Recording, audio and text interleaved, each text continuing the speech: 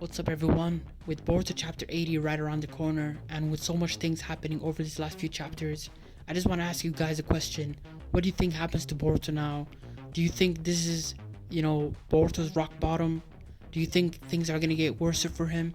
And if so, what does that look like to you? Because when I tried answering that question, I'm thinking to myself, how much worse could it get? His mom and dad are trapped in a dimension where only Kawaki can access it. His village, his friends, his family, Hanabi, Hiyashi, Himawari, all the friends he grew up with, apart from, Sarada, their memories of him have been replaced with Kawaki. And not only that, but he's an outsider to his own village, so now he has nowhere to escape. And then I'm thinking to myself, well, what solutions could come up in this scenario?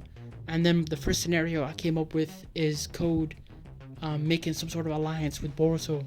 But then the issue with that is, in this new timeline, Code's memories of Boruto is going to be that of hate, because in Code's mind, Boruto is the one he grew up with. Boruto is the one that was Ishiki's chosen vessel. And then on top of that, when you have somebody like Amado, it'll be interesting to see what he does next, because Amado has Kawaki's switch off code, but in his mind, he thinks he's gonna have Boruto's switch off code. And then on top of that, he needs Kawaki alive, because Kawaki's ability has the ability to bring his deceased daughter back. And it'll be interesting how that's going to operate, because now his desire to see Kawaki safe is going to be replaced with Boruto. And it'll be interesting whether Amado will be the one to help Boruto in his journey in this timeline, because he thinks Boruto is going to be the one that's going to help bring his daughter back. And then my third point is somebody like Kashin Koji. Is this the right time to bring him into the story? Because Kashin Koji still has ties to the Konoha village, and also he's currently hiding, or currently in a place that seems to be safe from Ada. Now obviously Kashin Koji is probably not in the plot at the moment, but if he is brought back, the question has to be asked, where was he? And if and wherever he was, is it a place that's safe from Ada?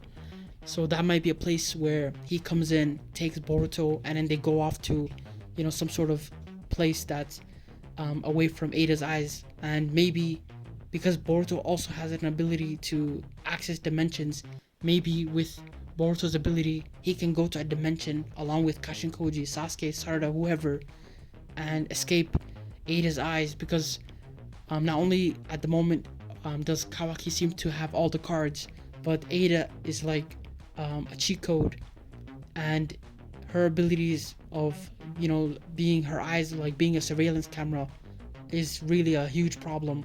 And I hope that Kishimoto hasn't written himself in a corner with her abilities, because it seems a bit too much at the moment. And then you have to factor in Damon.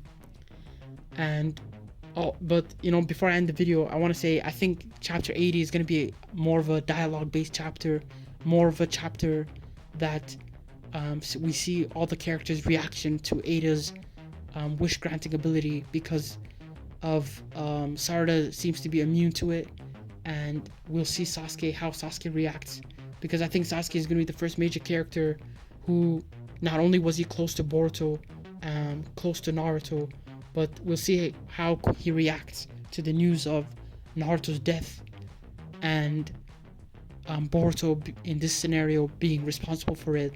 And in this new timeline, Kawaki is his student, and so will he attack Boruto? Is during that time skip scene where Boruto's wearing Sasuke's uniform, is that a uniform that Sasuke gave to Boruto as a memento? Or B, is that something that Boruto's wearing out of grief because he had to fight his teacher, and something awful came out of that? In my honest opinion, just speaking in my own opinion, I don't want Sasuke to die in the story. I want him to be one of the major characters to still be around when the story finishes, because I think it makes his character come full circle. And maybe him getting a chance to see his daughter become Hokage. That's something I want to see for Sasuke. But any way you try to answer this question about what happens to Boruto, it just seems like things are at rock bottom, and I really would love to hear what you guys think. What do you think happens to him? Do you think there's gonna be a ray of hope for him next chapter? And also, before I end this, what do you think Himawari's reaction is gonna be when she hears about Boruto, what he's done, or B, that he's responsible for her parents' death, and that he attacked Kawaki, because in this new timeline, the villagers, they think that Kawaki's missing. His eyes are slashed. But please share your thoughts and opinions, leave a like and subscribe, and enjoy the rest of your day.